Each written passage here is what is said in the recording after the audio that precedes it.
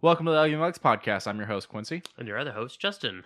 So today, Justin, let's start with yours, because not only have you not tasted it yet, you went a little hard this time.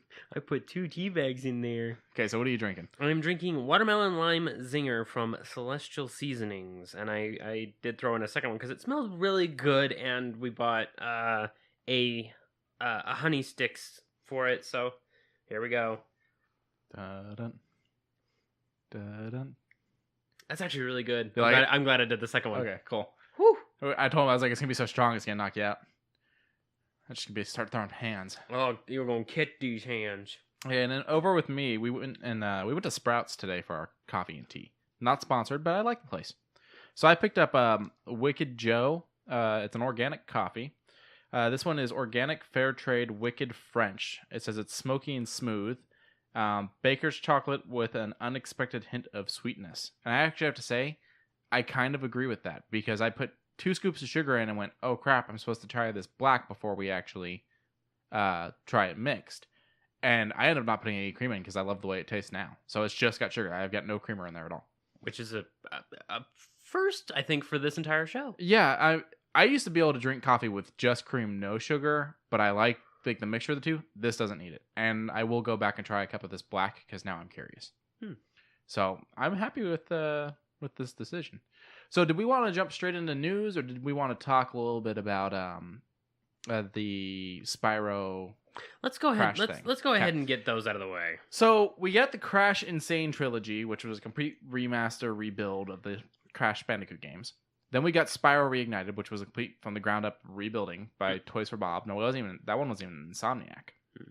And then we got what I feel you can kind of lump into the same category. We got Resident Evil 2's remake. Yeah. On the REEE engine. And I've loved this concept. Lauren just finished the first of the Spyro games last night, or not last night, a couple nights ago, started the second one. And she's loving it. I mean, she still hates certain levels because they were bullshit levels then. They're bullshit levels now. But that's neither here nor there. So we were discussing games we think should get the same treatment. What are your thoughts?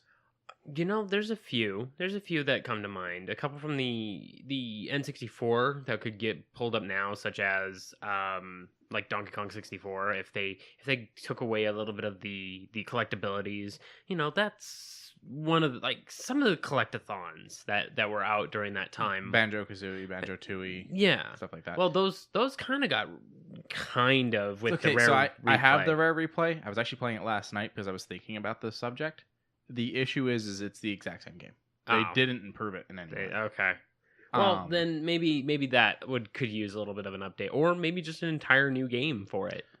There's 2 I would like to see that I think are very unlikely. Go ahead. I would like to see the original Ratchet and Clank foursome, maybe their spin-off, like Secret Agent Clank and Size Matters. I'd like to see those brought to today. But I feel those are a little too new. Too new. You're talking PlayStation 2 era. Yeah, that's fair. Spyro was a little bit too. Spyro was PlayStation 1. One of them hit 2. I think it was the third one hit 2. Yeah. So I don't know if it's something that Insomniac would consider or another company would consider, because that's not an Insomniac product. Well, I mean, we're getting Medieval, and we're gonna get Final Fantasy VII, and I'm putting that in quotations because it's gonna be just like they did with Resident Evil 2, where it's gonna be not exactly the game that we remember it, but it's going to be the same story, different. Oh, so that is like a rebuild. I thought that was just a re-release. No, it's an HD. It is a bring up.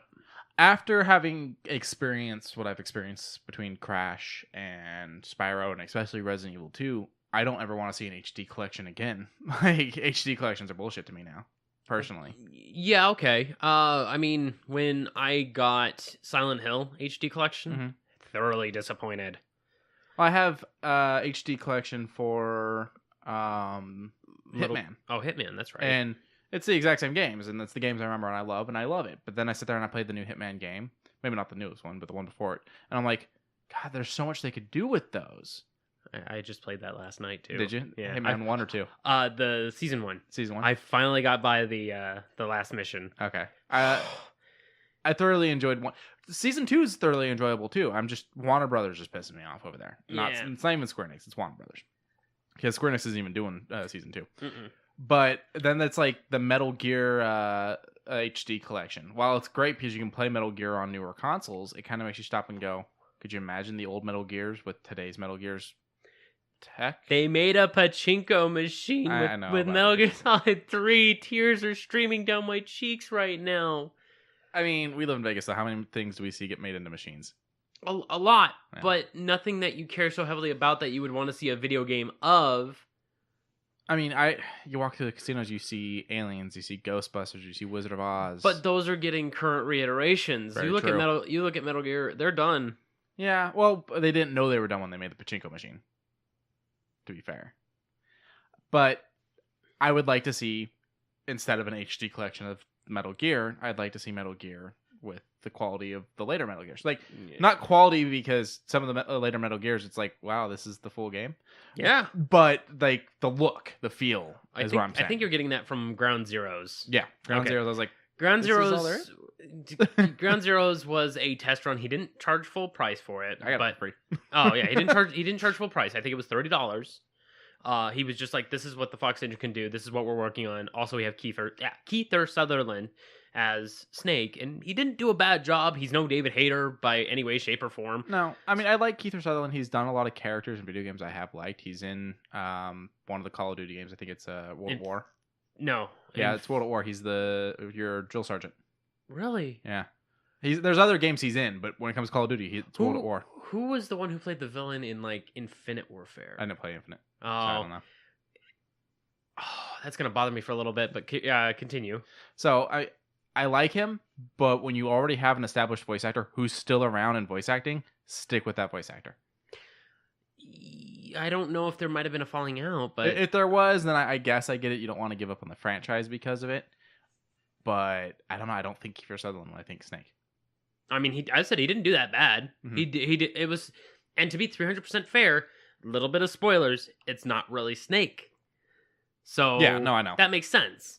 It kind of gets hard to keep track of who's who sometimes in those games, though. No, boss. You want the hard one? If you ever have a chance to manage to emulate Metal Gear Acid, good luck following that story. Good fucking luck. We love Kojima. Oh, I love Kojima. But sometimes we stop and go, I think you need to slow yourself. Well, if you go back to one of his early titles, Police Knots, mm-hmm. Meryl's in it. Which totally fucks with the timeline. Wow. That's one of the issues when you're given a level of free reign like that. Sometimes you step on your own toes. But then you're like, I'm Kojima. Yeah. Clones. I'm Kojima. Try and stop me. And then at the same time, this Police Knots was a world of clones.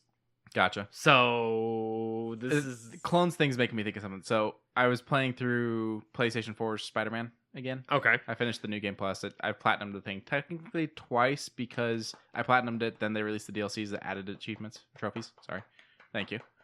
And now the only thing left is one benchmark for 5,000 perfect dodges, and I'm only like 100 away. And that's literally just for me. There's no trophy for it or anything. That's purely for me. But I want to do it. I don't know if they added in quips, but he's making a lot of quips that are connecting things in my mind now that I don't remember him making earlier in the game. So he's talking to Yuri Watanabe, which is she's the cop that he works with in the game. And I want to say it was in a conversation with her, if I remember correctly. He pulls the line of, "You like me. You really like me," which is Sally Field's Oscar exception speech. Mm-hmm. She goes on to play Aunt May in the Amazing Spider-Man franchise. So you think it was like a little... I think it was a little... and then there was also one where he jumps on top of a Sable vehicle and goes, "Does this transform into a robot?" That got me a little excited. No, none of that. And then one of the other ones that was a connection for me was he is bitching about having to do so much and goes, "Oh God, I really wish I could clone myself." And me and Lauren both at the same time sat up and went, "No!" Because, the whole clone saga in Amazing Spider-Man with Ben Reilly and Scarlet Spider, all that. But, I'm sorry, we got off on a tangent. Back to games that deserve the Spyro treatment. Oh, boy. Yeah, like, There are a few I can mention. Like they did a couple bring ups, such as with Street Fighter Third Strike. Mm-hmm. They brought that into HD ish. They brought that into online mode, so you can play it online. I'm like, good. But do I want it in today's graphics? I don't know. Where I want to lay a line is it's not just about the graphics. You also have to an extent, fix the game. Now, Toys for Bob straight up said there were certain things we didn't fix because they were funny, and they were just things you remembered about the game. But there was a lot they did fix that was broken. Looking at Shadow of Colossus, there's this part where you have to climb this spiraling thing. So you get up to fight one of the Colossus. It sits in the middle of a lake. You have to do this jump and grab onto the ledge and climb up. Now, I played the original Shadow of Colossus, and doing that grab is damn near impossible. The only way I did is I found a guy online that goes, you have to do this weird thing where like you kind of crouch and then you go and jump, and it's like basically for some reason works. A long jump. It worked. It worked. The same broken fucking thing is in the remaster. So would you say that's a subtle nod? No, it's absolutely fucking infuriating. I mean, it could be a nod, or it could just be that they didn't fix the code, because it's the exact same game, just new graphics. Just updated textures. But then at the same time, I'm like, that's fine and fair. I would say leave it alone and just re-render it, because from what you remember, let's say Spider-Man 2, way back when on the PS2, gets brought up.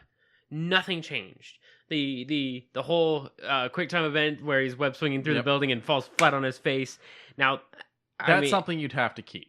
You have to keep the pizzeria noise. Oh. But glitching through a wall or something like that, things like that have to go. Yeah. Okay, but regular bug fixes, sure. Mm-hmm. But I don't know. I think anything that has to do with the flavor of how the game is, leave it alone. But I'll admit, maybe that one is in the gray area of maybe give them. It feels broken. It doesn't feel like it's supposed to be that way. I failed this jump probably a good 20 times before I found out how to do it. I trying to think of which one that was, because I can flawlessly go through Shadow of the Colossus 3 hours. Yeah, it was the only thing in the game where I truly got stuck. And it wasn't even fighting a Colossus. It was making this what is clearly a doable jump. I don't know. He just doesn't grab the ledge for some reason. It's the weirdest thing. But then you have a game that we did hear about that's getting a remake or re-rendering, whatever you want to call it. The new, or not new, but Link's Awakening. Oh yeah, it looks bubbly, it looks weird, it looks airy, but in a fun way. And I'm like, okay, this will be on the Switch. It looks good, but do we need it? I mean, Link's Awakening is a good game. I will say we do need it, because the closest thing we've gotten to a remaster was them putting Ocarina on 3DS and Majora's Mask on 3DS, which wasn't really. They fixed the game. They cleaned up the game. It's a lot nicer, but it's on the 3DS, which we have, and I have nothing against the 3DS, but it's like putting Link's Awakening on the Switch, remastered, redone like this, I think is a smart move on Nintendo's part, and hopefully will open the doors to something like Donkey Kong. I would hope so. Nintendo still owns that, even though Microsoft now owns Rare. Yeah. So it's going to go to the Switch. I want a company to just look at the games that they have under their thing and say, all right, let's bring up Metroid. Because we're all of us fans who are fans of Metroid. I'll admit, I'm not much of a Nintendo fan, but from what I've played, it was mostly Metroid games. Metroid Fusion, Metroid Prime. I played a little bit of Metroid Prime 2 before my GameCube met the floor in such an unrealistic way that was Mach 2, but more along that later. But no, I enjoyed Metroid. Yeah. And then hearing Metroid 4 getting canceled or postponed for the Metroid Prime dude coming in. Yeah, I'm like, okay, no, it's not canceled. It's still going to happen, but they scrapped everything they did to start over with him. Okay. That kind of makes me stop and go, like, there's certain old games though that I don't want redone. We don't need Super Mario Bros. Redone. Leave it alone. It was what it was. And it still plays fine on new consoles when you buy it digitally on your Nintendo or your Switch, your Nintendo Switch, your Nintendo Wii U. It still plays fine because it's a simple left-to-right game. We don't need that in today's graphics. And if people want it, go make it a Mario Maker. Yeah. Simple. Done. Yeah. However, remaking some Castlevania. There are certain Castlevanias I would like to see brought to today's level. I would like to see Symphony of the Night, especially with better music, considering I love the music of Symphony of the Night. Well, that's the thing with Reignited. They brought in the musician from the original Spyro. He's the guitarist from the Police. I do believe he's the guitarist. But they brought in the musician from the original Spyro, had to make all new music for all 3 games, and then gave you the option in the settings which soundtrack you want to listen to. Okay, that gets a powerful yes. Right? Like, holy crap. I was thinking of the one from Banjo-Kazooie, Grant Kirkhope. He is a great guy. See, Banjo-Kazooie is one of the other ones we had mentioned that I would like to see come back. But the question comes down to, do you let Brent come in and do new music? Do you leave Banjo's music? Because with Banjo, the music has a lot to do with the game. Yeah, the boom ba boom boom especially because you're getting the parts. It changes the instant you walk near a boss, because your boss battles don't load in. You're near the bosses, you have to do the bosses. Yeah. Or, well, equivalent to a boss. Yeah. You know, the gorilla throwing oranges at you, the hermit crab snapping his claws at you. But when you get near them, the music audibly changes. The other thing I noticed playing Banjo, they use DK's gorilla noise for the gorilla.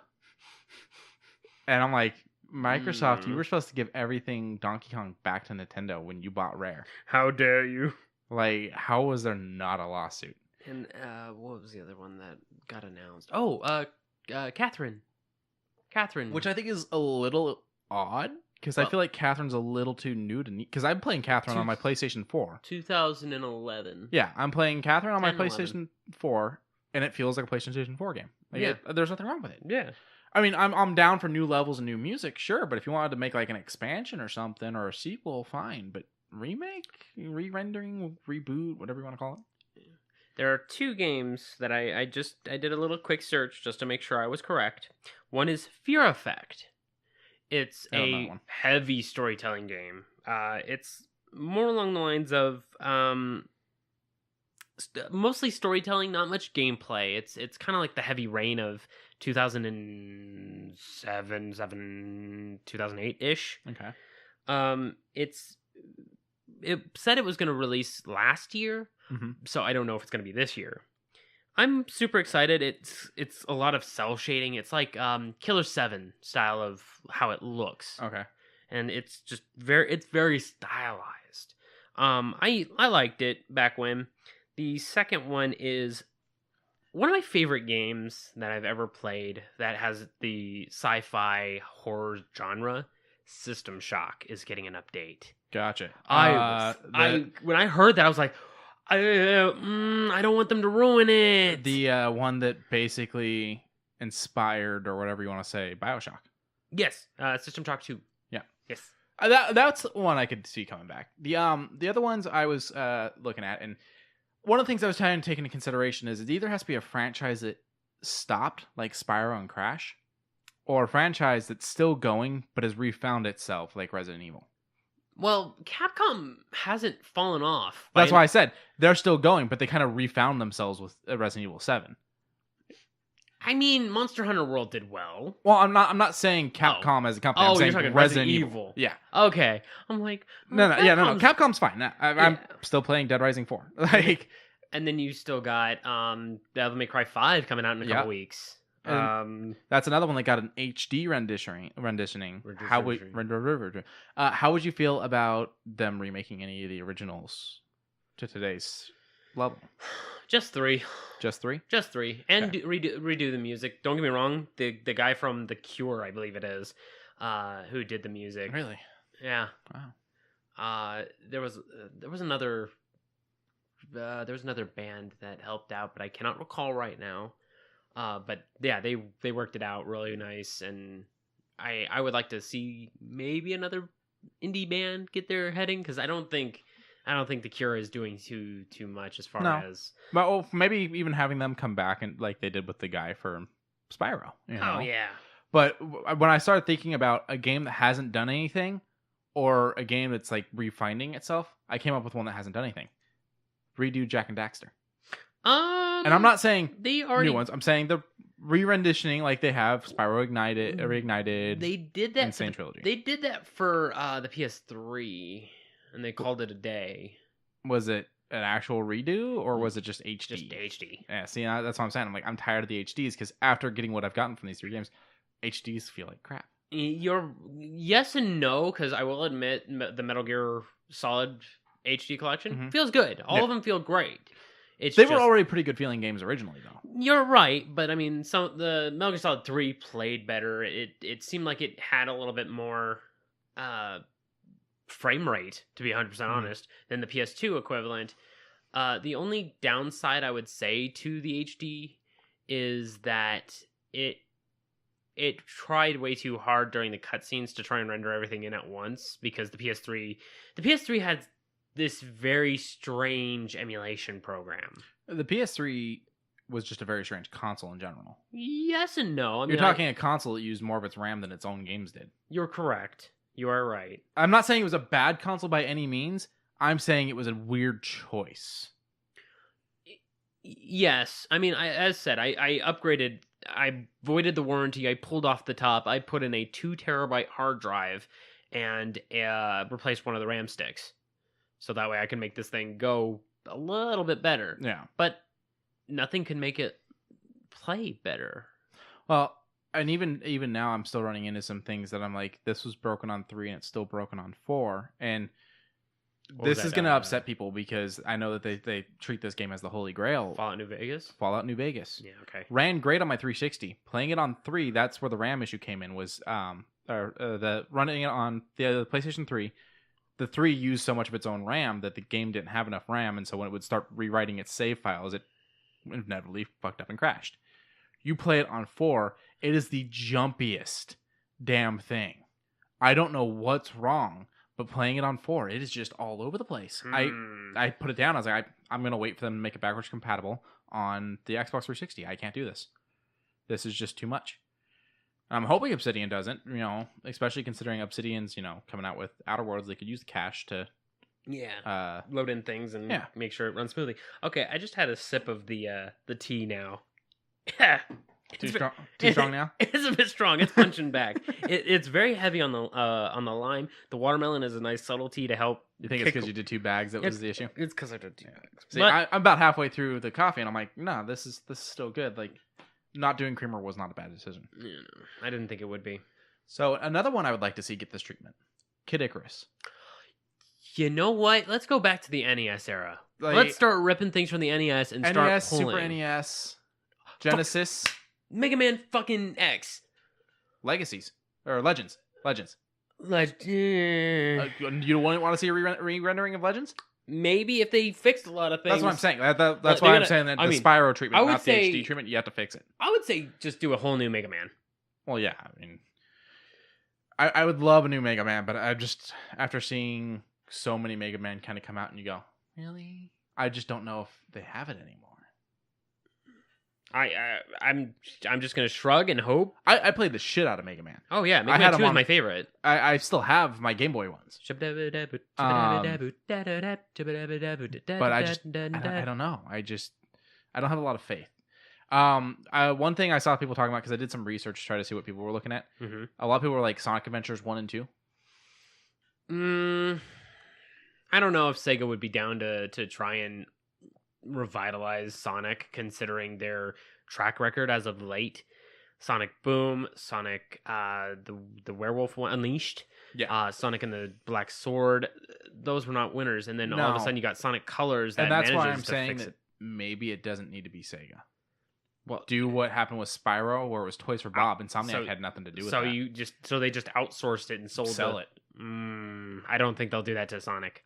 You don't think you don't sell Sonic to where they're making new games. You sell Sonic to where they're remaking your old games. Yeah. Sega could then use that to be like, oh, we're going to trampoline into a new game. Yeah. Skylanders, I think, is doing stuff again now. It's Spyro so big. And it's like, really, I see what you're doing there. Like, you're going off the fact that Spyro Reignited did well, which is great. But let's be honest, Skylanders kind of killed Spyro.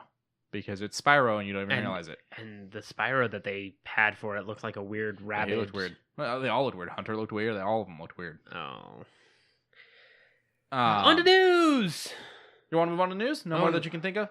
I mean, the other one I could think of is probably the entire Myst trilogy, but that's just my own personal heartfelt thing. I was going to say I want to see more Final Fantasy. I know they're doing 7, But could you imagine they're going back to original Final Fantasy? They're doing Final Fantasy VII. They're doing Final Fantasy Crystal Chronicles. They're doing Final Fantasy Dungeon something with chocobos. I like chocobos. I love chocobos. I have my chocobo. Oh, sorry. Can't get it out of my head.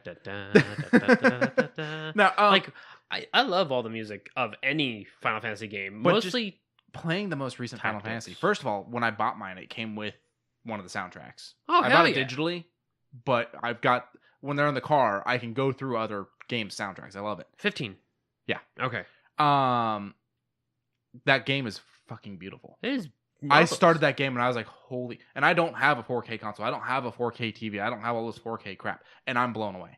Yeah. That's what... And then when you finally see something that big and you're just like, is it really that big? And you drive up to it and you're just like, I can't even get my camera up that high. Like, that made me go, holy crap, I want to see Final Fantasy. Like, I want to see what they could do with some of the older stuff. I could probably see maybe 5 and 6...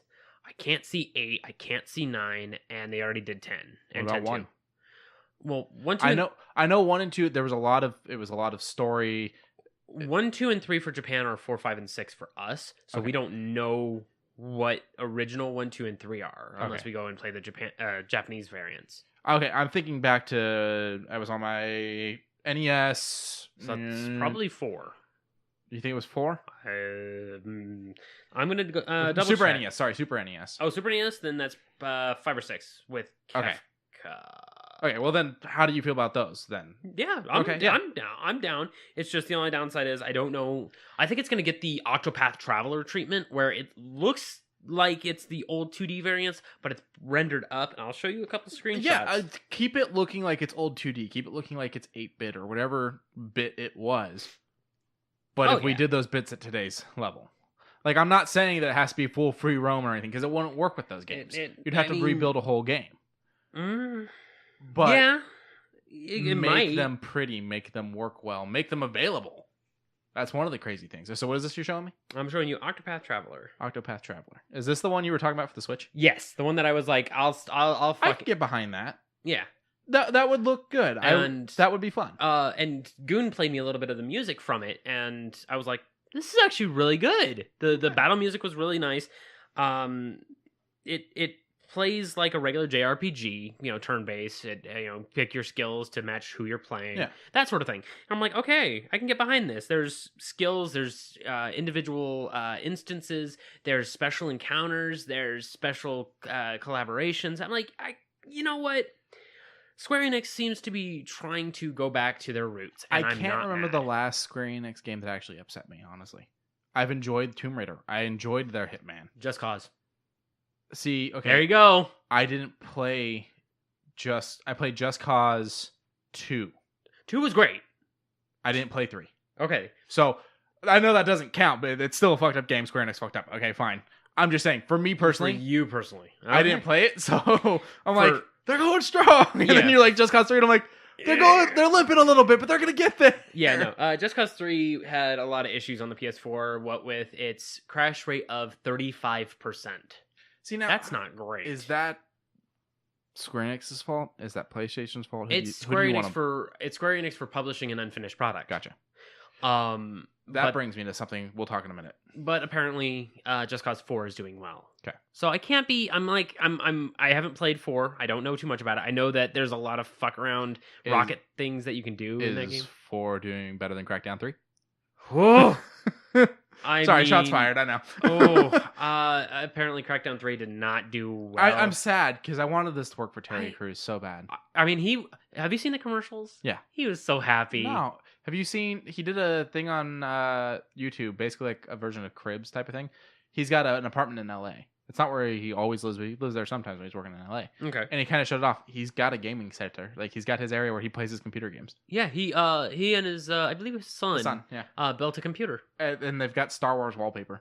Yeah. And like, which made me go, oh, Terry Crews needs to be in Star Wars. Wait a minute. And he had hinted a little bit ago, mid-2018, that he wants to start a gaming channel just like Jack Black did. Wait a minute. Hold on. Just listen to me here. Okay. Terry Crews as the son of Mace Windu. No? Too far? Yeah, Justin's leaving. Justin's leaving. Okay, this brings me into some of the news I have, though. So Mandalorian just wrapped filming. Who? Mandalorian. Mandalorian's the easiest thing you could think of. Jango Fett. Oh, okay. Yeah. Oh, okay. Now I know exactly what you're talking about. Yeah. So that just wrapped filming. So fingers crossed that's going to be good. The other big Star Wars news I have is that Disney just showed off Star Wars Galaxy Edge, complete with merchandise, food, drinks. They did a whole event. They showed off rides, exhibits. They showed off the cast and crew's clothing. It's looking good. I would sincerely hope so. I am ready to go. With the budgets that have been thrown into these movies, I wouldn't be surprised that they did twice this. Mm-hmm. Like you're saying, just costumes, food, all that. I'm thinking maybe. I want to clarify, make sure you understand what I'm talking about. This is the extension to Disneyland. Oh, okay. The Galaxy's Edge. This is the Star Wars section that's going in the that's back exactly of what Disney. that's exactly what I was aiming for. Okay. I was like, yeah. It's looking good. I mean, you were hyping it up when we were down there. Yeah, we went back. It's not even open. We went back in December, and I was like trying to peek over fences when we were walking by. Oh, great! Disney's gonna ban me now. Well, I don't think they'll ban you for having holes in their walls. Yeah. No, to be fair, I really didn't have to peek that hard. There were some holes in the fence. Someone else had to have poked them. Yeah. But no, now that they've done the reveal, I'm like, oh, I can't wait. Yeah, I mean, now I'm scared about going right around opening because it's gonna be bad. It's gonna be bad, but I would say let's do it again in late. Yeah, no, I'm definitely down. I know Lauren's down. I'm always all for more Star Wars. And I still haven't watched Rogue One yet. I have literally 7 more days off. I took a vacation so that way I can open up my mind a little bit more. And during this vacation, there are 3 things I said I'm going to watch. 1 is Rogue One. 2 is The Umbrella Academy, which we'll talk about in a little bit. Okay. And then the 3rd is The Dresden Files. Okay. I'm only 2 episodes in. I gotta lock myself down and actually do something. Meanwhile, there are games I also said I would finish. Persona 5, I still have yet to finish. I'm over halfway done. I gotta lock myself down and finish it. Secondly is Wolfenstein: The New Order. No, yes, number 2. New Order. Yeah, the number 2, and then I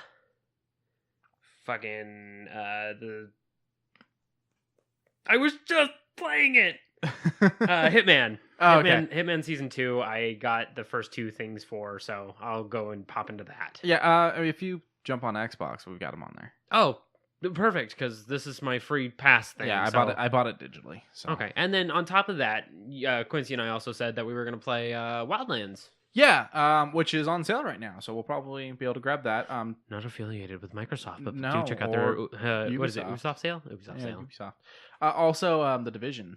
That's another one that's on sale right now, which that's all me. I'm jumping into that hard. Quincy's going to drag me behind now, so... A few more things about Star Wars, though, really quick. Go ahead. EA and Respawn have officially announced a reveal date. Not a release date. Don't do that! A reveal date for Jedi Fallen Order, now, April 13th. Now, see, you hate the word leak. I hate the word will reveal on. Yeah. So this just further pisses me off because we've been talking about EA on the last couple episodes a lot with the canceled Jedi games or Star Wars games and all this, and about the fact that they had signed a 10-year contract. We're 6 years in and we have 2 games. And a canceled game. And not a canceled 2 game. Canceled games. Oh, okay. Well, I was going to say one that was pulled back to work on something else. No, that one was canceled. That wasn't pulled back. It was canceled. They said, we're canceling this because we want something now, not something later. Well, how are you going to get something now if you're going to cancel shit? Right? Stupid! The finished date, I guess, was too far into the future, and they were angry. Okay. But that's nothing. We're going to move on from that. But we are going to move on to what I feel is kind of bullshit. Mm-hmm.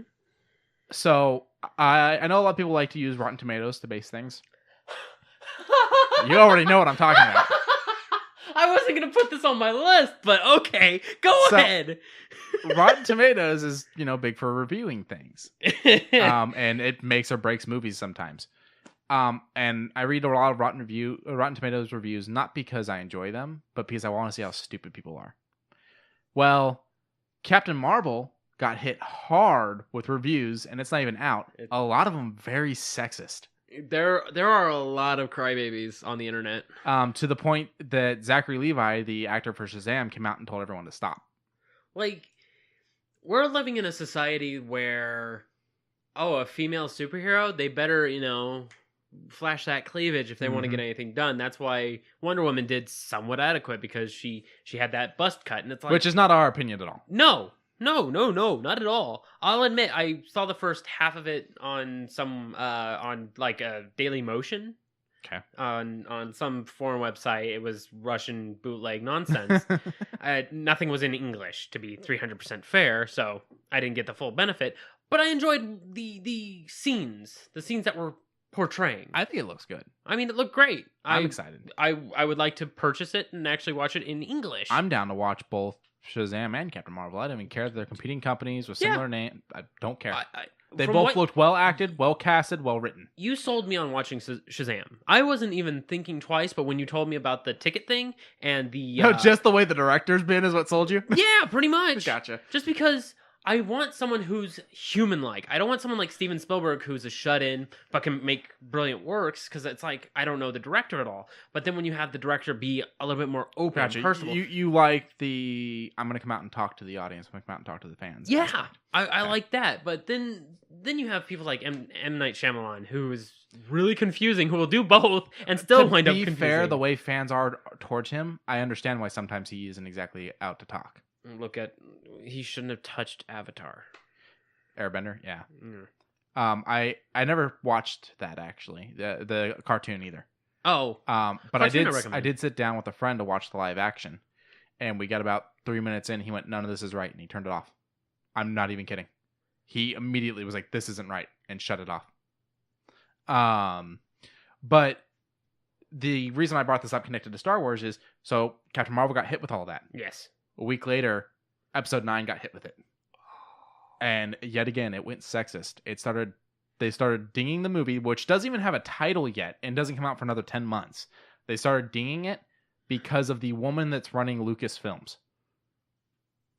Okay, I made a weird face. I'm trying to think, like, who cares? So, I don't know her. I don't know if she's done messed up stuff or anything. Let me paint a little side picture here. The woman who did the X-Men cartoon series, who risked her job to get the X-Men cartoon series in the 1992, she risked her job. She was the COO, bought Fox Kids, and put that show out there, risking everything just to see this thing go.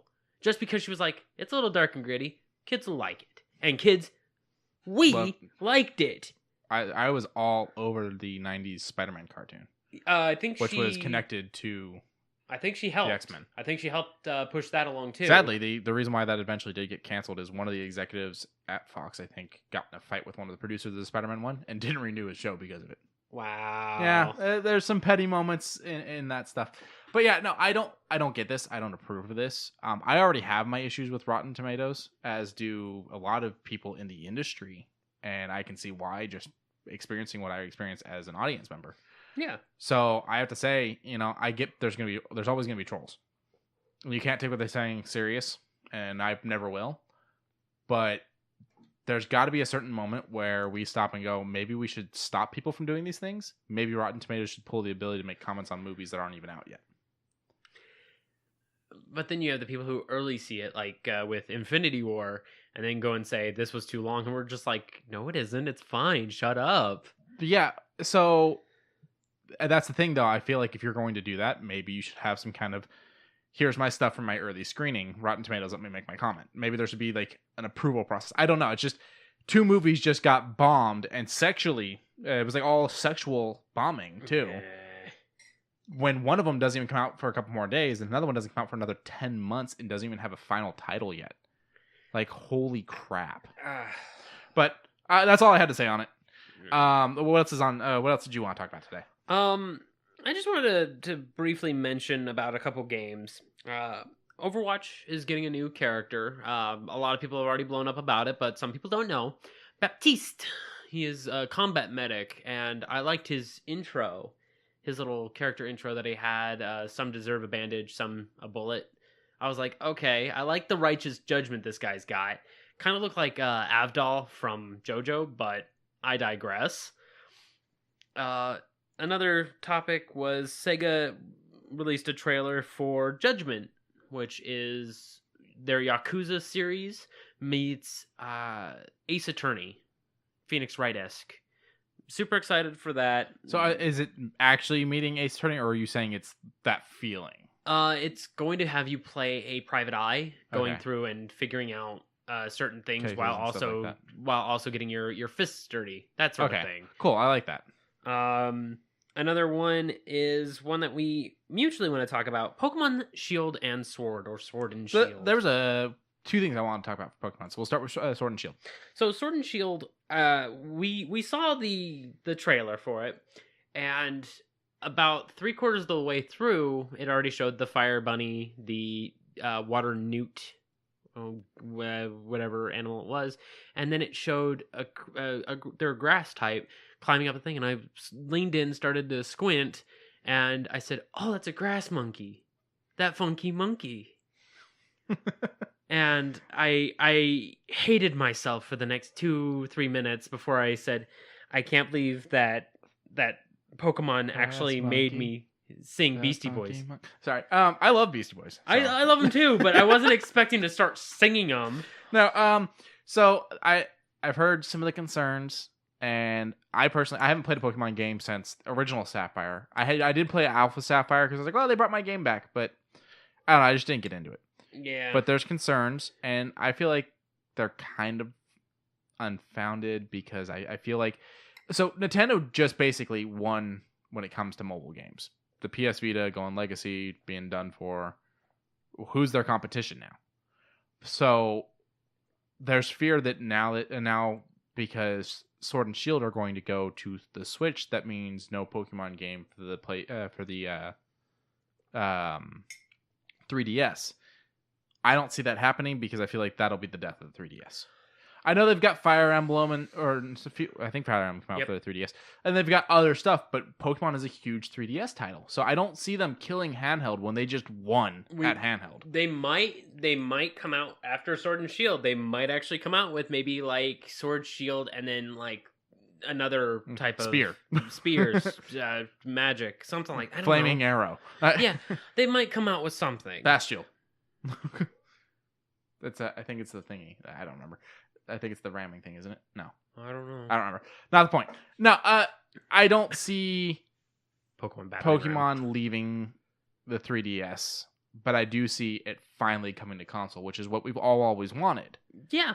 I think we're going to get a nice joint between the two. Well, they're already joining the Switch. Let's Go Eevee, Let's Go Pikachu with the Let's Go phone. Yeah.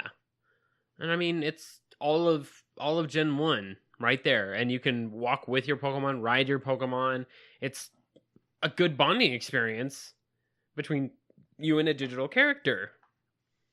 Which is very rare. You don't really get too much quote-unquote bonding time. And they've tried things like this in the past. You remember they had those little, almost, they reminded me of the pets you would take around with you. Tamagotchi? Reminded me of Tamagotchis. They had a little Pokeball thing.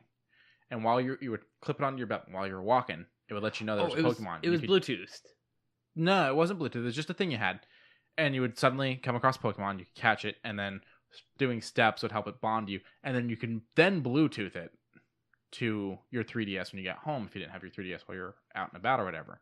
So you're right, it was Bluetooth, but you didn't have to be connected for the 3DS for it to work. You just had to be connected to move it over to your 3DS. Okay. So it's not the first time we've seen things like this from them. I mean, they're just improving it. To be fair, they started a craze that made a lot of people lose weight with Pokemon Go. Yeah. I mean, hell, I was playing Pokemon Go when it came out. I didn't lose any weight because I got lazy a weekend. Yeah. But I gotta say, when it came out, the night it launched, me and Lauren walked to the park and walked around the park. Something we had never did, haven't done since. Not the point. Not the point. But still, they managed to get a small generation part out and about. Yeah, and and it's really crazy because in Japan it's not nearly as big of an issue. No, because people are always communing anyways. Yeah, they're active out there. But for here in America, we've got an obesity problem. We've got a laziness problem, and this really spoke, in a sense, to people, and I still see people to this day. I live by a park that's got 3 gyms, plus Pokestops, plus just a bunch of area you can walk around in. And when the big events are going on, you drive by and it is fucking packed with people just staring at their phones. To this day, and we're this far into it. Yeah. And it saw number drops, but I'm still seeing people out and about. Yeah. I saw local businesses that were like, oh, hey, yeah, we've got drinks for Pokemon trainers. Come on in. And I saw businesses petitioning to try to become gyms. My local comic book shop was a Pokestop, and they're like, why aren't we a gym? And they became a gym. I don't know how they did it, but they became a gym. Wow. So it's definitely become a phenomenon, but I don't see them shooting themselves in the foot when it comes to the 3DS. Oh, no. So I think that it's going to go down. Of course it's going to go down. Mm-hmm. But then again, they're going to always be making stuff. I mean, they're trying to promote for their Switch. The Switch is probably their best console yet because it outsold the Wii already. You can't blame them for wanting to put new content into a console because the biggest complaint I have when a new console comes out is I have nothing to play on it. Right. Why am I going to spend $500 on something and have nothing to play? And now there's too much to play. And I look at the Switch and I'm like, okay, wait a minute. I was Super Smash, Breath of the Wild, Let's Go Pikachu, Let's Go Eevee, Sun and Shield. You want your Octopath Traveler, and maybe even ARMS because I'm a fighting game aficionado. There's Odyssey. Oh, Super Mario. Yeah. There's just so many things. I'm like, okay, I gotta get the Switch. I'm falling behind. I'm behind. As or when the PlayStation 4 came out, I was like, I'll get it eventually. And now I've had my PlayStation 4 for several years, and I've got 5 games. Yeah, and 2 of which are the only exclusives. Oh no, 3. I've got Drake. Yeah, I've got Thieves End. I've got Spider-Man. I've got Horizon Zero Dawn. And then Resident Evil 2 isn't really exclusive. No, it's not. But you still bought it for it. Yeah. So I think I've got 3 exclusives, which was the main point of buying that console was for the exclusives. Yeah. So it makes sense that I have more exclusives than anything.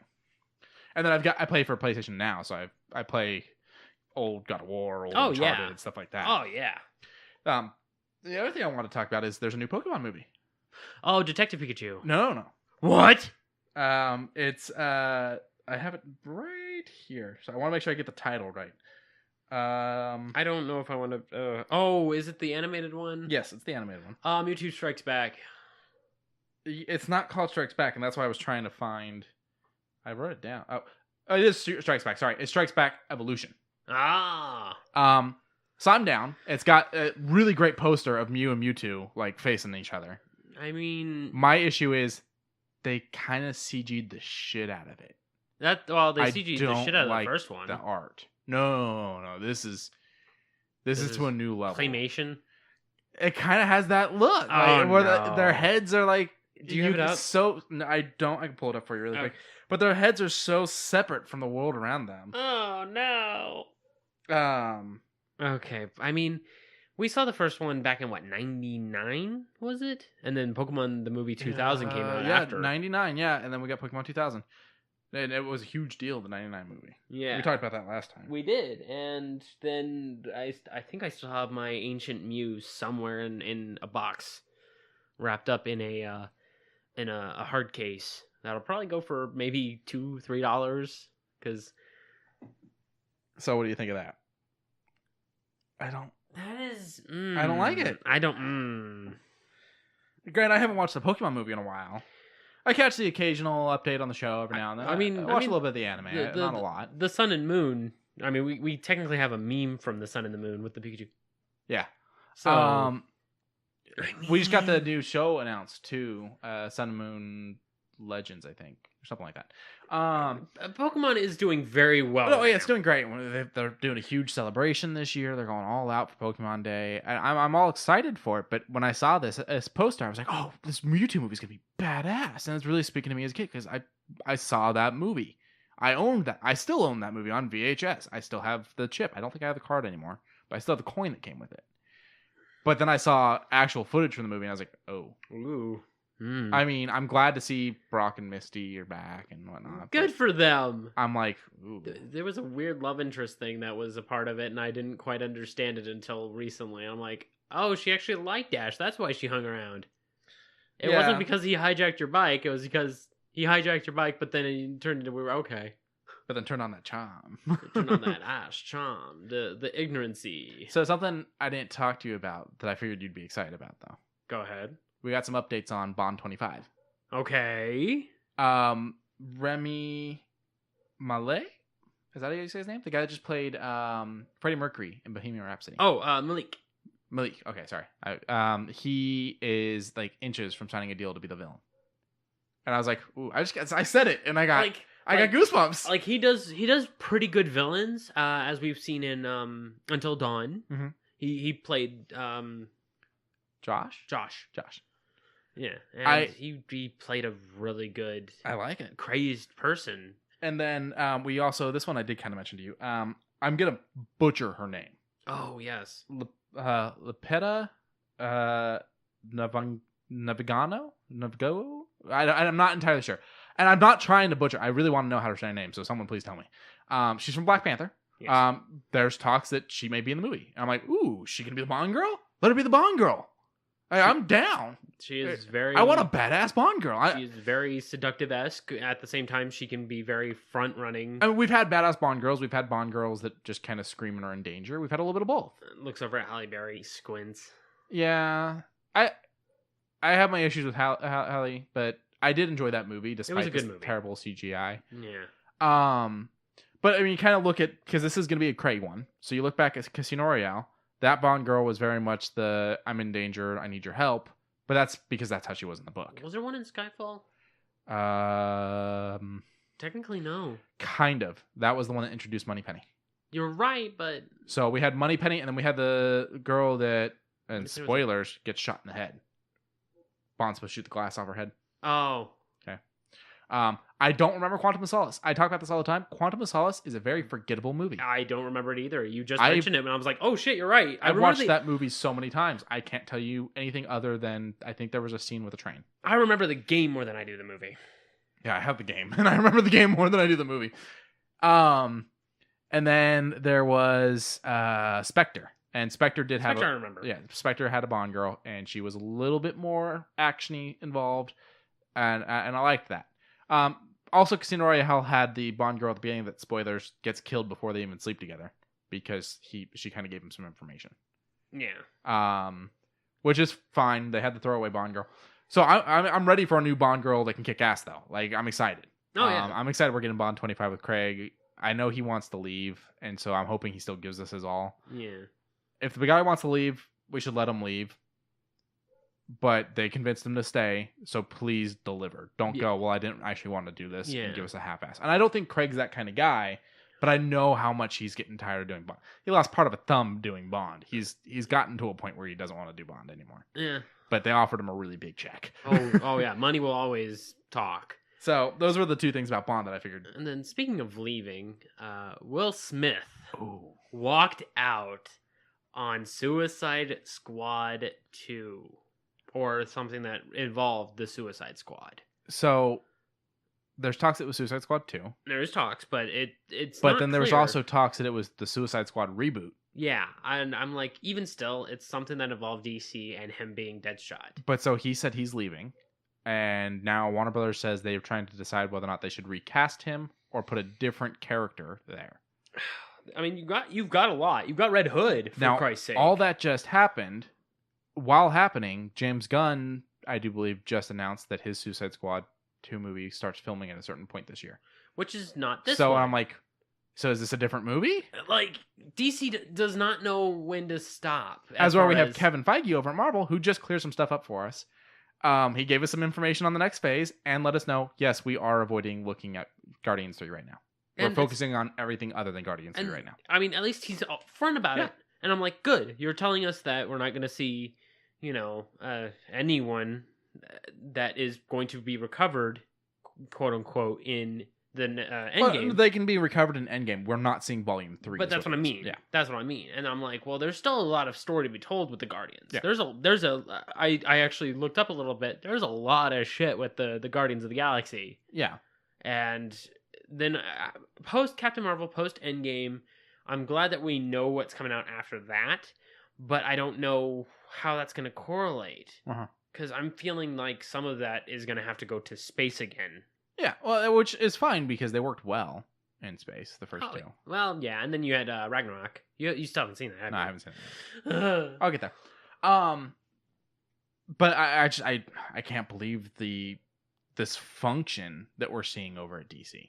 and Warner Brothers. Like Warner Brothers is a hell of a company for making movies, and something about doing DC, they're just falling apart. And Will Smith walking, I don't know if he's ever walked off something, because he did a movie he absolutely hates that I love. Wild Wild West. Oh yeah, and then one that actually caused him to think about his life, which was Pursuit of Happiness. Mm-hmm. Like he was actually great movie. Very great movie.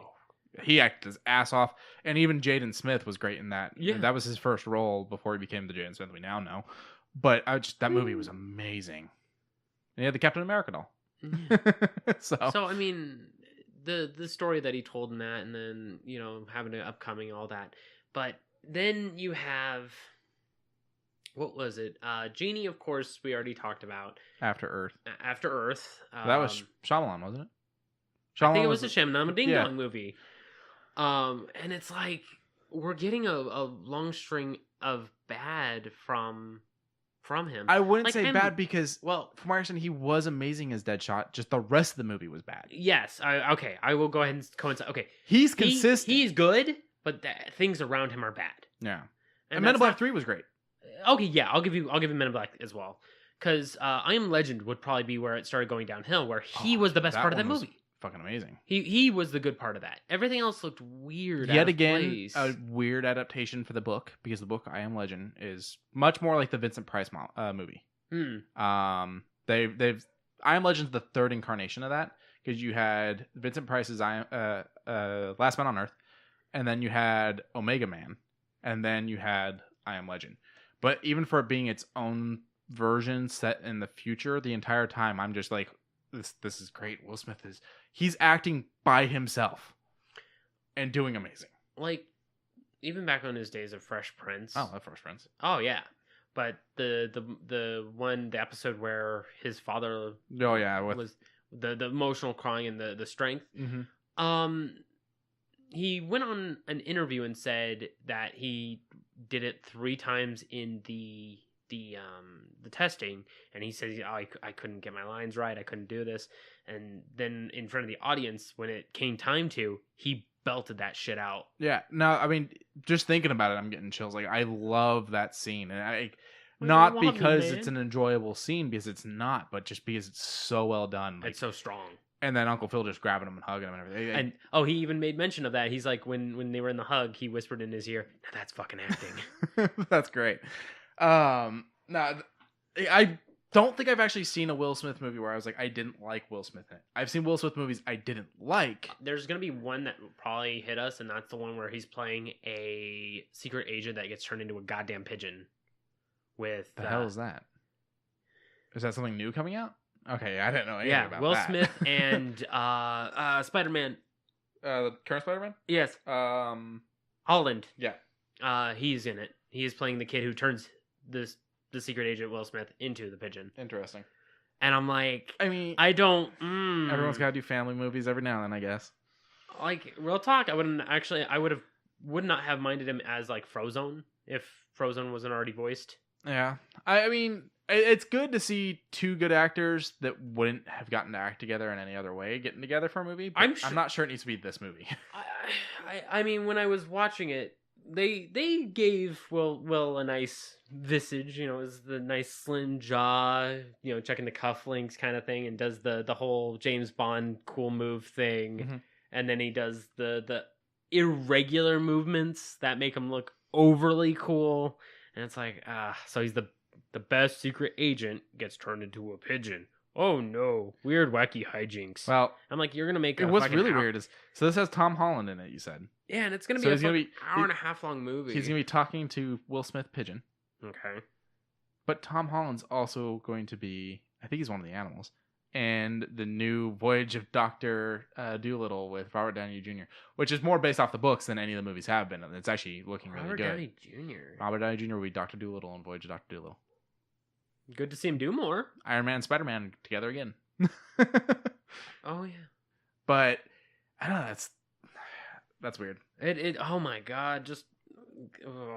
I don't know what to think about this hour plus long movie of secret agent gets turned into a pigeon. I don't know. I guess I'll have to sit down and watch some footage before I can make a final decision. But right now, it's odd. It seems odd to me. Okay. Now, in other movie news, was there anything you had to talk about? Because I got plenty of movie news. I just had that the Oscars were very good for both Black Panther and Into the Spider-Verse. Yeah. But other than that, nothing too serious. I mean, I just wanted to make a mention that, I'm glad to see that superhero movies are actually getting a limelight at the Oscars. I think the last one was Iron Man 2. And that was not for, best movie, best actor. It was for fucking the soundtrack. Yeah, well, it was a good soundtrack. It was a good soundtrack, but I'm just saying, like, this is the first time where we're actually getting actual portrayal. Yeah, no, I had this discussion where whenever a horror movie or comedy gets ripped to shreds, I say that's because people don't look at it as Oscar worthy, because people don't look at anything other than dramatic romance movies as Oscar worthy. And now I finally get to say, and superhero movies. But because they were dramatic or they were romantic or whatever the case may be, they're getting looked at for the Oscars because of how well they're doing. Yeah, okay. With their story. And that's one of the things that I heard talked about early on about the MCU was the reason why the MCU is doing so well and the reason why it works is that each superhero's movie is its own genre. You have Winter Soldier that's more the spy type movie. You've got Guardians of the Galaxy, which was more the comedy type movie, and so on and so forth. It breaks down to each movie has its own genre, and now Black Panther kind of took in the point of letting people speak and show their people, I guess you could say. Yeah, because it is very strong for Black people. Yeah. Oh, yeah. I mean, when I went to see it in the theaters, I will admit I was one of the very few white demographic. I was the minority who was watching it, but I could feel for, the people around me. I'm not trying to, of course, paint this in, holy crap, a lot of black people are watching this movie. Yes, I'll admit that was the demographic that they were trying to reach out for. I'm just glad they had something that they could feel like they were part of and could go and watch. Yeah, and I'm wanting to include more. Mm-hmm. The only downside I'm having of this is this all we're going to get? Because is the next phase going to have another Black Panther? We don't have the full list for the next phase. Okay. With the money it made, I don't see any reason why it won't. I don't think so either, but then again, what's the twist going to be about? Because I'll admit, the comic line for Black Panther is very racially insensitive. Well, I mean, you have to remember, though, that a lot of these stories that they're telling are new stories. The Guardians team we have is not a Guardians team we really ever had. No, you're right. So, I mean, I'm hoping that the plot for the next whole entire set is just going to be a really good building for maybe the next Avengers movie. But a lot of the actors are already getting tired. You look at Chris Evans, he's like, I really don't think I can do Cap anymore. Yeah, well, Chris Evans has already said that once before also.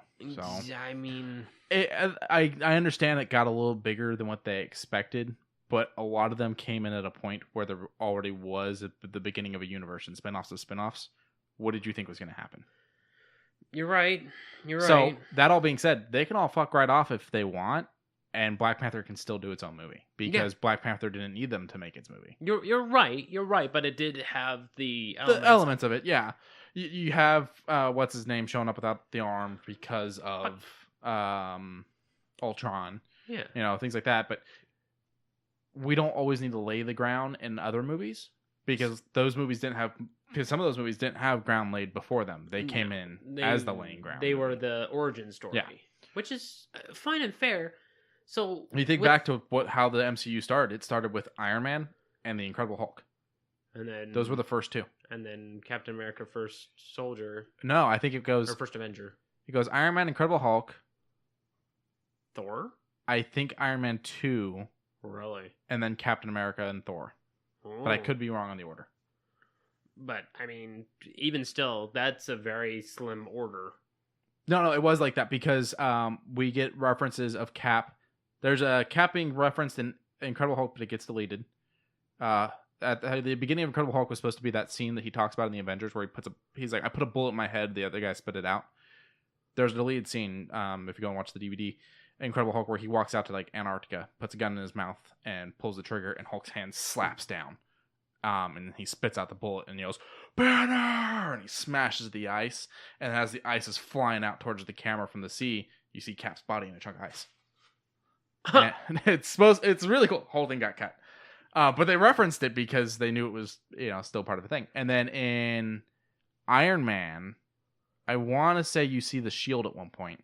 I know you see it in Iron Man 2. You do. Yeah, when he's trying to 100% you see the shield. Yeah, when he's trying to make some lasers. He's making a new element for the chess piece. Because the spoilers for a movie that's been out for a while, but spoilers, the chess piece is killing him. Yeah. So he needs to switch out the element, so he has to create his own element. And because Coulson walks up and goes, "Do you know what this is?" And he goes, "I need that. That's great." And he uses it to prop something up. There's also the end of that one is Coulson going to New Mexico to find the hammer. Yeah, the Mjolnir. Mjolnir. Back to the whole space thing. That just made me think, Mjolnir. We could still get Beta Ray. He's the big lizard type thing. He can wield the hammer. And okay. Fucking throws everyone off. They're like, "Wait, you can wield the hammer?" And he ends up proving so good that Odin gives him his own hammer. Okay. Well, Odin's dead. In current. Spoilers. Oh, fuck! For both me and our listeners. I keep forgetting that I know you haven't seen Infinity War, and then it comes down to it, and it rolls back around, and I'm like, The point being is anyone really dead in Marvel? Other than, spoilers, Kingpin's right-hand man. Who I did not want to die, and I don't know why. Oh, the one that Karen? Yeah. The one that Karen messes up? Yeah. Yeah, no, she messed him up. Good for her. Speaking of her, a little bit of D&D thing for the day. She has her own campaign where she brought in a few people, such as Matthew Lillard, who played Shaggy in the Scooby-Doo live action. Yeah. And she even had... the guy who played Daredevil in the... Charlie Cox. Thank you. Yeah. He was also in... That's cool. Yeah. Relics and Rarities. If you can find a VOD of it, by all means. Geek and Sundry is not a big fan of releasing it on YouTube, so I had to go a really backwards way around finding it. It was like Dailymotion, but it wasn't Dailymotion. But I found a backwards website who had downloaded. Can't even get on like their Twitch or their website. No, That's I had weird. to. So I was maybe like, it's a Patreon thing. Oh, maybe I don't. Oh, maybe I have to sub for them. Maybe. But even still, I shouldn't have to sub for something that you're wanting me to watch. I watched the introductions, and the introductions alone got me. But it's like I don't have time to sit around and wait. I knew that Lillard's been huge into D&D. He's all over Twitter about it. There was an aftermath where it was I keep forgetting her name. Deborah, I want to say her name is, but Karen Page's actress. Talked to Lillard about their introduction, because Lillard was only there for the first episode. He was like a showman, and she just talked to him about it, and he's like, "Next time you do season 2, I want to be a part of it." That's cool. I mean, I would like to see a really good campaign, and Charlie Cox even said, "This is my first introduction into D&D stylings, and he's fucking British as hell." Oh yeah, what I love is Charlie Cox came into all this very not a nerd. So, one of the guys that voted for Cox to at least be looked at for Daredevil says that he was watching Boardwalk Empire with his wife and saw Charlie Cox on there and was like, "He should be Daredevil." And she's like, "What?" He's like, "He should be Daredevil." And then years later, they're doing Daredevil, and they're like, "Who do we want for it?" And he's like, Charlie Cox. And they're like, "Well, we'll have him come in and read." And everyone's like, "Oh, he's amazing." And so then afterwards, once Charlie's like confirmed for it, Charlie comes up to him and goes, "What should I read?" He goes, "What?" He's like, "I haven't read any Daredevil. What do I read?" And so he tells him, "Go read this, this, this." He's like, "Okay, I'm going to go read this." So he went through and he read. And now he's loved it to the point now that before the show was canceled, he was talking about things he wanted from the comics that start showing up in the show. Including this whole thing where Spider-Man has to wear... or I think it's Spider-Man. Maybe it's Daredevil. I can't remember what. One of them has to wear the other's costume and go out and fight as them because the other one got injured. Yeah. Okay. It was whole... thing where he was like, I want to do that, and he's like, and I want to do it with Holland because Holland by that point was confirmed for Spider-Man. So then it would be Holland, let's say, messes up his knee, and then all of a sudden he's like, "I got you," and then has to I think put on it- these weird I web think dispensers. I think it would have been Holland has to be Daredevil. Daredevil. I think is what the comic is, Oh, but I could be wrong.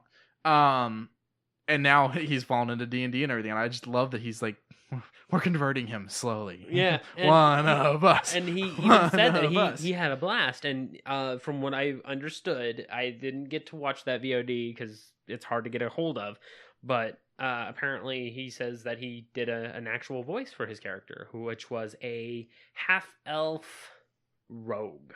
Interesting. So I'm like, okay, I'm super keen on listening to this. And Deborah, bless her soul, she is beyond nerd. Anyone who shows up on the show gets a R&R pin, Relics and Rarities pin, and she hands them out to everyone who's been a part of the show. And she's wanting everyone to be a corporate because it's only going to be 7 or 8 Episodes. Episodes. What are the sessions? And then as soon as all that's done, she'll start up on season 2 if this does well, which I'm hoping it does, because you got some really big names just saying, "Hey, we're nerds now. Let's do nerd things." Yeah, I like that. I do and I don't. So I like that being a nerd is no longer a bad thing. I just wish it hadn't been a bad thing while I was in high school. Same, because like that would have saved a lot of people from getting punched by my fists when they decided they were going to pick on me. And I just kept away from everybody. Yeah. But fuck with me, you're gonna get your ass whooped. I just went straight home and played Age of Might Diablo. and Magic. Huh? Diablo. Oh, Diablo 2. Yeah, that was my go-to. That was one of my go-tos. That's a game I would like to see finally update their graphics. There was something around the rumor mill, but with the way Blizzard's You going, guys have phones, don't you? Sorry. yeah, Sorry. I fucking hate God. But they did say that When no one buys it, they'll realize the issue. Yeah, they did mention that Diablo 2 is on their go-to list, considering they said that StarCraft 1 was a bump up. You know what's sad is I'm looking forward to, what was it, Blades or whatever? The Skyrim one for the phone more than I am the Diablo one. Not because I like Skyrim better, but because the way they handled that. Well, to be fair, this is like the 40th thing that it's actually going to be. Did you know Samsung fucking refrigerators can play Skyrim? Yeah, I know. We've talked about that. Not on the podcast, but we've talked about that. Yeah. No, I'm just saying, Blades. It's not Samsung. Not Samsung. It's not Skyrim on your phone. It's a new story set in Skyrim. I know. And I'm just saying, like, I'm more for that than I am the Diablo one, just because of the way the Diablo guys handled it. Like, don't be shitty. Yeah, the audience didn't react the way you expected, but don't be shitty. Yeah, I mean, and also this game ain't gonna sell. No. This game is not. Like, I'm wearing a Diablo shirt, as he was pointing out. I love Diablo. I still have my helper's guide at home that teaches you about what gems go where, what would be best where. I have handwritten notes in the book. Like, it looks like a scrap journal. There are a few pages pulled out and moved to another page just so I don't have to keep going back and forth. Like, that's how ragtag it is. I would love to go back through my notes and say, oh, this still works. I want to do this. And then build my untouchable paladin again. Because that would be amazing. So I had experiences with Diablo growing up, but I didn't play it much. I didn't actually own my own copy of Diablo until Diablo 3. Mm-hmm. And I didn't really get the chance to really get into it. I still have it. I'll eventually go back to it.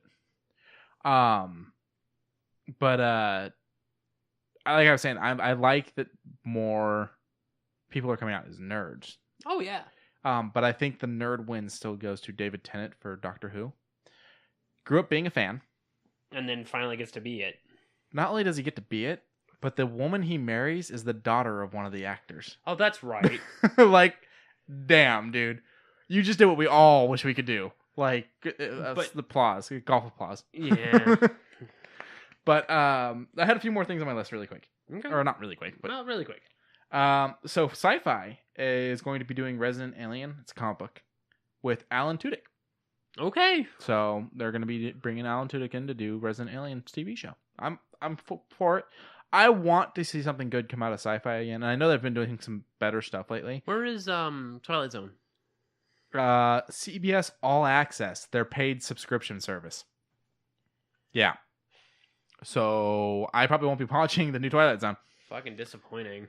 Like, if it was on CBS, I have cable. I know, I'm 26 and I have cable. Weird, but I could go back and watch it. You know, like I don't understand why it's going on All Access. Something this big.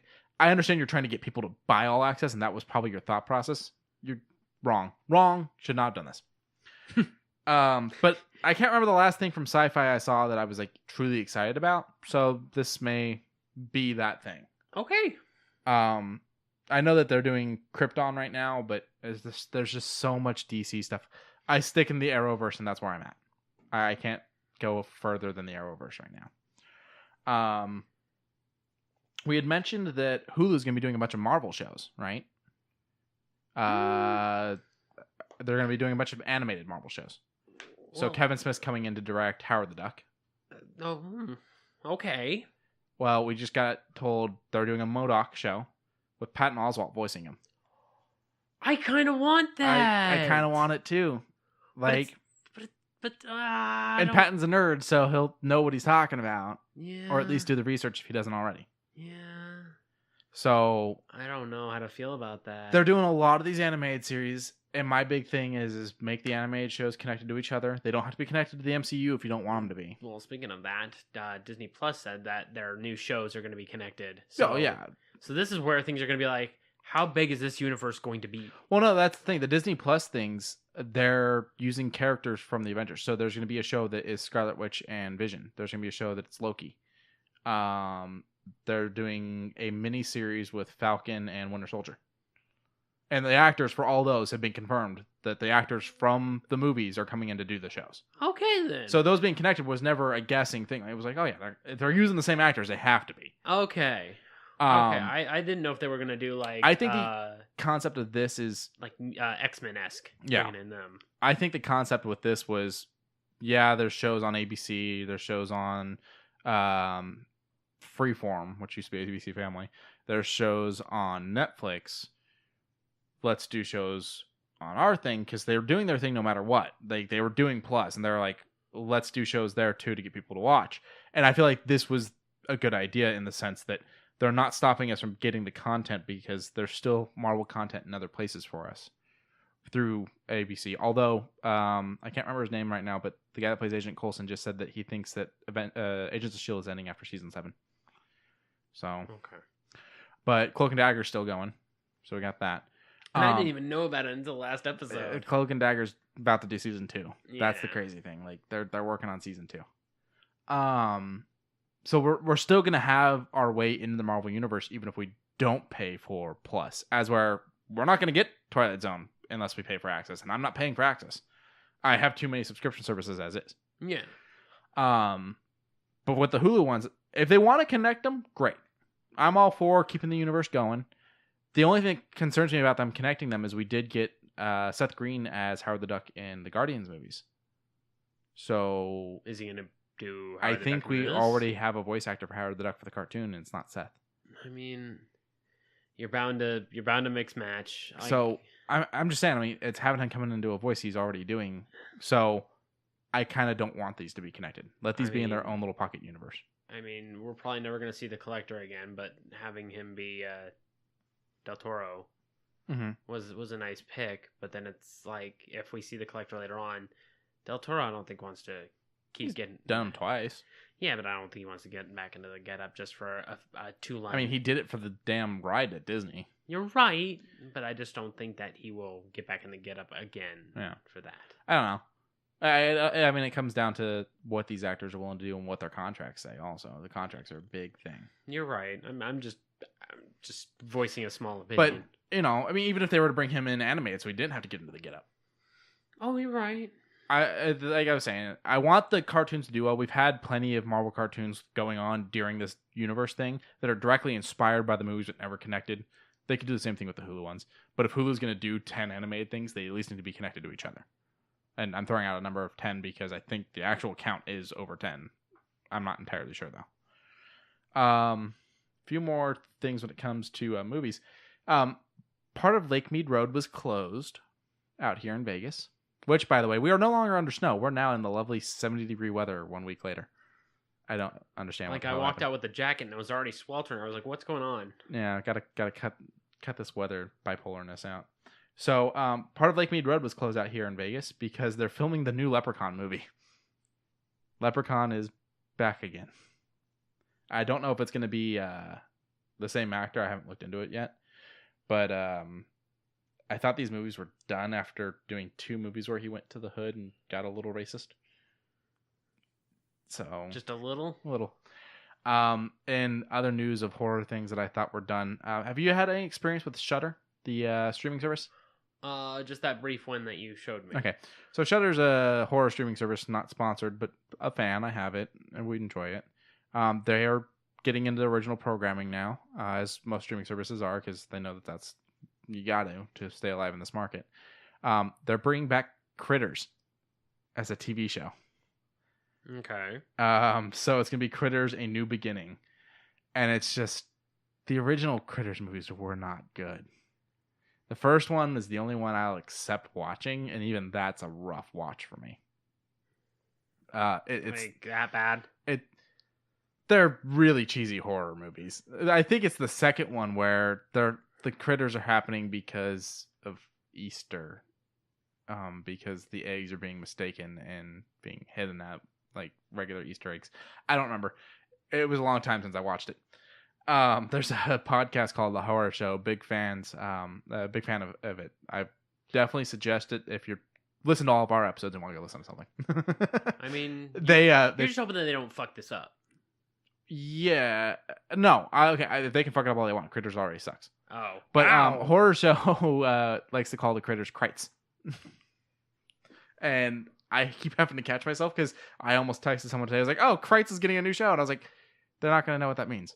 No, they aren't. That's purely something I understand. And then Rambo 5: Last Blood. I mean, I've heard about this for a while. I just didn't know if I wanted to talk finally have about a it. release date. I mean, this is going to be probably his last ever film because he's getting up in years. I wouldn't say it's his last ever film by any means. I think it's his last Rambo for sure because the last one was supposed to be his last Rambo. Yeah. And then this one's called Last Blood. So he actually came out and said he's fine with someone else doing Rambo. He's like, I would love for the character to continue going on, but I'm getting too up there. And then Expendables end up becoming canceled or whatever it went through because of the guy sexually assaulting Terry Crews. Oh, the producer. The producer. So Expendables never ended up happening again. So I think that's where he decided, well, screw it, might as well go do this last Rambo movie they wanted me to do.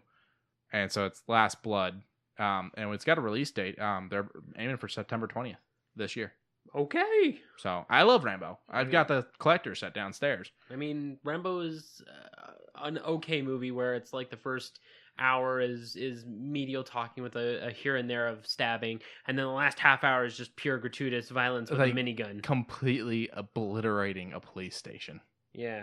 But even like the later Rambos where he started like living in the jungle and stuff, those were still good. They were, yeah.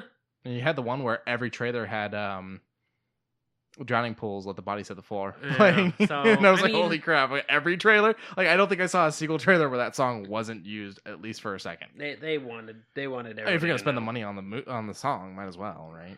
So I hope it goes well for Stallone. I want to see success continue to happen in his career because I want to see him be around for a while. And then the last thing I had that I think you'll like. Okay. GDC 2019. Okay. They just announced for their day of what do they call it? Day of the Devs. Yeah, Day of the Devs. They just announced 13 indie titles. That is exactly what I had on my thing. That was your last one? Okay. And well, I have one more epitaph. Okay. But I was super excited because I do enjoy indie titles. I love indie titles beyond any reason of a doubt. 3 of my favorite games. My favorite of 2017, which is Sexy Brutale. 2018 with the Forgotten Hours, and then this year is already shaping up to nudge me in the direction of them with the Day of the Devs releases, featuring Splunky 2, which is one of my favorite screw-around games, but I don't know if I could throw it as one of my favorite games.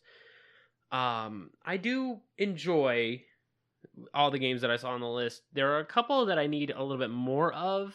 There's one that had a lot of blood splatter, and I don't. Blood splatter's not a bad thing. Blood splatter's not a bad thing, but there's a lot of things. If that's all the game is, though, it's gonna get boring really quick.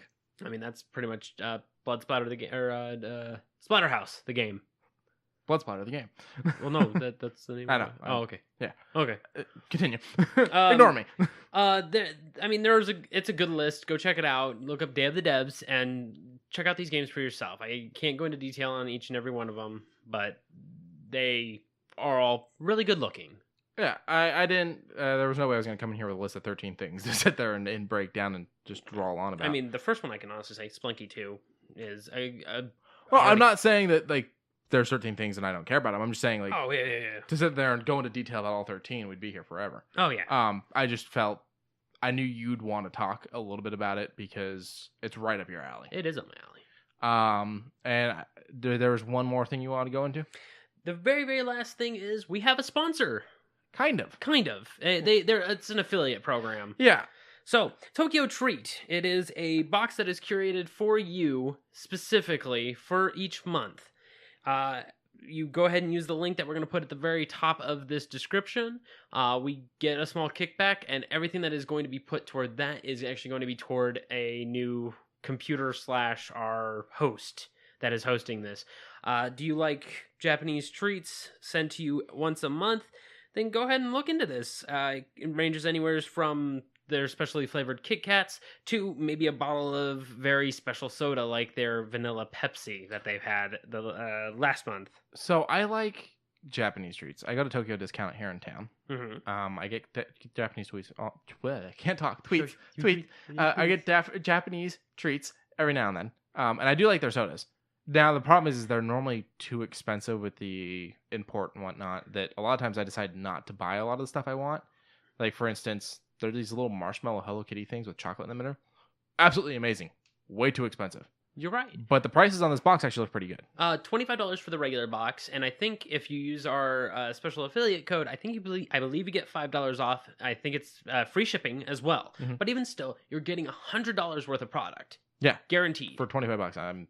I'm excited. Yeah. So this is not something I have experience with, and something we talked about a little bit on here was we want to sponsor things we believe in, and this is definitely something I'm behind. Yeah, I'm behind it as well. And as said, everything that goes toward you guys purchasing this will go toward the podcast, because not to try and get in the realm of oh poor us, this computer's on its last legs. This computer is probably 13 years old. Yeah, so I mean, getting an upgrade for that would probably be the first thing we push this money toward. So think about it. Think about getting the 6 month. Yeah, and to be completely honest, we do enjoy doing the podcast. We want to keep doing it. We even want to expand into possibly doing more. So the more you guys support us, the more we can support your ears by getting more content out there for you too. So if you guys want to check it out, it'd be really great for us. It'd be great for you, I think. Yep, top of the description. And then I'm just going to lightly talk about the other sponsorships I was leaning toward. Of course, Dollar Shave Club is one up there. Not sponsored yet, but fingers crossed. Yeah. Loot Crate is another one that I pushed towards. And that's kind of what this Tokyo thing is like. It's like a Loot Crate, but for candy and snacks and drinks. Yeah, so, I mean, I had it for a brief while. I had it, and it was really good. There was a few weird ones like sour plum candies, and that sounds amazing. I don't know what you're talking about. I guess it's because I don't like plums, but that one's on my list. Another one is there are two that I push towards. One is called Dollar Tea Club. Now this one I think I'm just going to sign up straight out with the $8 box. I know we're not sponsored yet, but I'm already like, oh, this is a good product. But it speaks to us. It does speak to us. And one that I think you would like called the Atlas Coffee Corporation. I already like the name because, fun fact, Atlas was the original name of Marvel Comics. Oh. Before they became Marvel. So, but a little nerd trivia there for you. I threw my hand out to him and said, "Hey, if you guys, wouldn't want to affiliate with us, we're more than happy." And here's to hoping at least more than Tokyo Treat. Yeah, if there's something you guys also, as listeners, go, I think you would like, let us know. We're always down to try movies, TV shows, snacks, things like that, and video games. If there's something you think, based off of listening to us talk on here, that you think we'd be into, let us know. You can email us, you can tweet at us, you can send us smoke signals. I won't understand them, but I'll try. I will try really hard. Well, smoke signals only work up to, I think, like 30 miles, so that's another issue. Skywriting. They know we're in Vegas. They know we're in Vegas, but so, I think skywriting. You can see the strip from any point in this town. Just do it above the strip. Okay. There is something that I figured we could end with, and maybe at the end of each month we could do this. Okay. We have a lineup of some March games that look kind of interesting. Okay, hit me. So, March 1st, so that's tomorrow. For PlayStation 4, Xbox One, and PC, we have Dead or Alive 6. Okay, I don't care. I've never liked its fighting. Yeah, I'm not big into fighting games, so it has to have a really good story. I never got into Dead or Alive story. Also tomorrow for the Switch, Xbox One, PlayStation 4, Mac, and PC. I was like, ooh, Mac actually got a game. Holy crap. It's kind of weird. It's ToeJam and Earl. That's right. They got their update. Yep, we got a new ToeJam and Earl. It was crowdfunded. Yep. But the box is totally original ToeJam and Earl. Yeah. It looks great. And then on the 4th for PlayStation 4 and PC, we have Left Alive, the Day 1 edition. I don't really know much about it, but the artwork really makes me think Kojima, doesn't it? Like, you kind of get a Metal Gear feel from that artwork. You do? Wait. Oh, I think I just blew his mind. It kind of looks like Metal Gear 2 signature-esque. I really want to know what this is. I don't know what this is about. Me being the guy who looks into video games like this, yeah. I've never heard of this. So now this is the fun part about doing these lists is it's going to open both our eyes and the viewers' eyes at new games that are coming out. Now, I am getting this list from Fandom. So I do want to give them the credit. If it wasn't for them, I wouldn't have this list. One that you want me to skip forward to that one? Yes. Okay. So all the other ones are garbage. I'm going to go back to these. I wouldn't say they're garbage. Well, but on the 21st, for the PlayStation 4, the Xbox One, and PC, we're getting Sinking City. And on the box art, okay, one of my favorite tropes right now is Cthulhu or Deep Sea, which involves, of course, the tentacles and the dark very mythos. Arkham-y, H.P. Lovecraft. I fucking love it. Okay, you want to talk about something that I beat you with all the time, and that's Mystery Incorporated. I'm always telling you, get into Mystery Incorporated. They have an entire Lovecraftian themed episode. Okay. Okay, so yeah, Sunken Cities. It's very... You can't understand what they're saying because what they're saying is words the human mouth could never repeat. Yeah. Yes. Oh shit, the shit in here is floating a little bit, but we'll be okay. It's fine. So I don't know anything about this, do you? Do you smell salt water? A little bit. No, I had these two that you mentioned, the day one edition of Left Alive, and the Sinking City. Never heard of them. Okay. So I'm super keen on learning more about these. Which is also a day one edition, the Sinking City. Okay, you're getting a huge shrug out of me. We'll finish off this list, but don't worry, we'll have him do his Sinking City research and see how much it blows his mind when we come back next week. I'm so hyped. So March 8th for PlayStation 4, Xbox One, PC, we have Devil May Cry 5, which is a continuation of the original Devil May Cry. It's not counting DMC. Yeah. And apparently it's doing well, so I'm okay with it. I like the music. It does a few subtle nods to Devil May Cry 3, which has my favorite soundtrack. I don't. Some people would agree that Devil May Cry 2, as bad of a game as it was, had a good soundtrack. So another thing we have is Kirby's Extra Epic Yarn for the 3DS coming out on March 8th. Now, the yarn thing's kind of become a new thing with them because they've been doing the Yoshi yarn ones. And I know in the past they did... Yeah, Woolly World, that's what it was. And in the past they did paper, so I guess this is just another step in that direction. Arts and crafts. I was never the... I played Kirby, but I never got psyched that I had new Kirby coming out. I was just like, oh, I got some Kirby. Like... I would love to actually, going all the way back to our first subject, I would actually like to see the Kirby's Dream World collection get a full re-rendering and maybe even more games, because I could see that. They were small games. Yeah. Fitted into a collection. And then we got on the 15th, The Division 2. For you know my opinion of PC, that. Xbox One, PlayStation 4. I want it to do well purely because I want to keep seeing Ubisoft make games. I'm just hoping that they kind of correct their heads because I haven't been a big fan of where Assassin's Creed's gone, stuff like that. But I am also a Watch Dogs fan, despite the flack that game got. Also, I want to see Tom Clancy games keep going because while he's gone, I want as much Tom Clancy stuff in this world. I can concur with that as well. I'm a fan of the books. I'm a fan of the movies. I'm a fan of the games. I'm a fan of the books and the games. I haven't seen much of the Jack Reacher nonsense.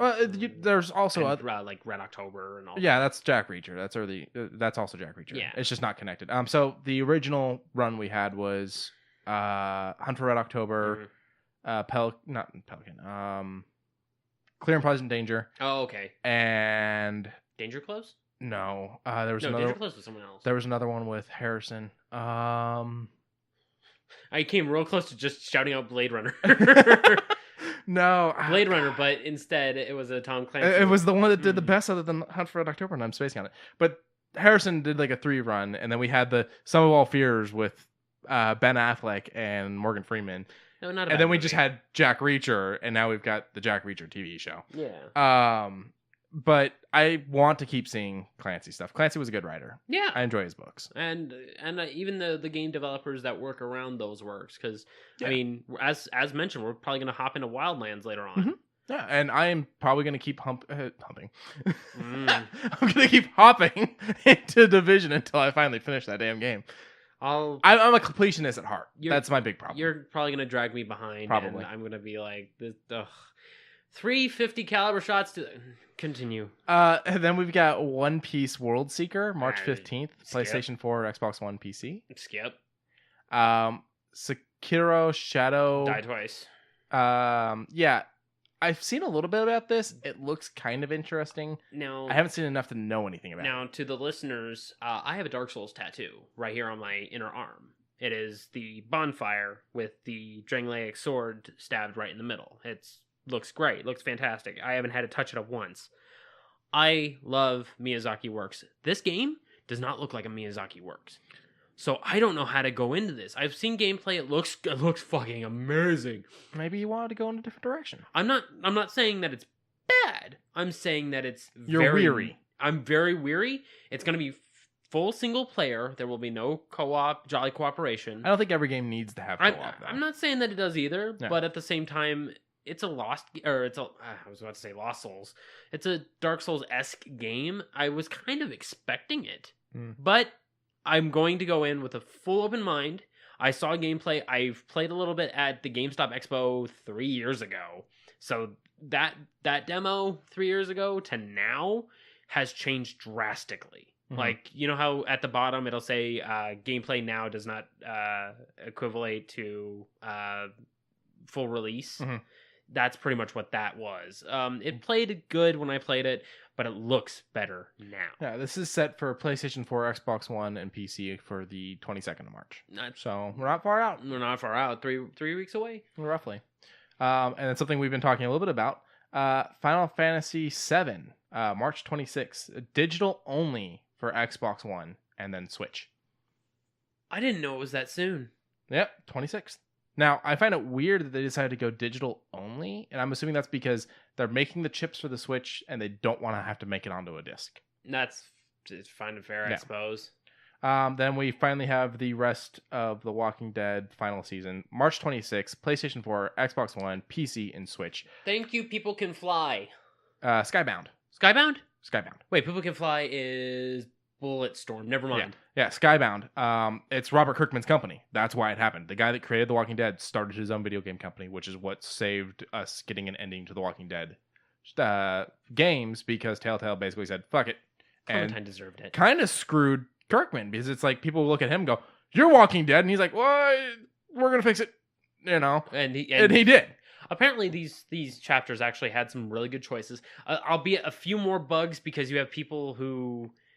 you have most of the people moved over from Telltale. Yeah, he grabbed a lot of Telltale people, but he wasn't able to get everyone. He wasn't able to get some of those who were able to fix it. It doesn't look pretty by any way, shape, or form, but it is an ending. It is an ending, and people are saying it's forgivable. So far. They're saying this last chapter better be good. And so there's a lot to ride on Clementine's ending. Yeah. And we were just talking about this. Yoshi's, but instead of Woolly World, it's a Crafted World. Nintendo Switch only, March 29th. Okay. And then something I don't think needed the remaster. We were talking big about remasters this episode. Okay, hit me. Things that need remasters, things that don't need remasters. Hit me. Coming out March 29th, PlayStation 4, Xbox One, PC. Remastered, Assassin's Creed 3. We did talk about that. So, That credit card. like, come on, guys, not needed. What the hell? Mm. But we're gonna at the end. I think at the end of every month, whatever's coming out the next month for video games, and if it's not a very big video game, we could go with movies. We'll talk about whatever's coming out the next month. Yeah. I like this. So that's about all we had for today. Back credit card. I talked to him about that. He won't stop. All right, thanks, guys. It's a problem. It's a problem. He spends money using a back credit card that says Batman at the bottom. I just like the comment of Robin saying X amount of money and him going, "You don't have that money. I'll borrow it from you." Wait, what? And him wearing the fucking nippled top. Okay, you want to talk to somebody? Go talk to Schumacher. Okay. Go yell at Jill. Also, I finished off my tea. It was very good. Yeah, I finished coffee. So, all right, thanks, guys. Have a good night.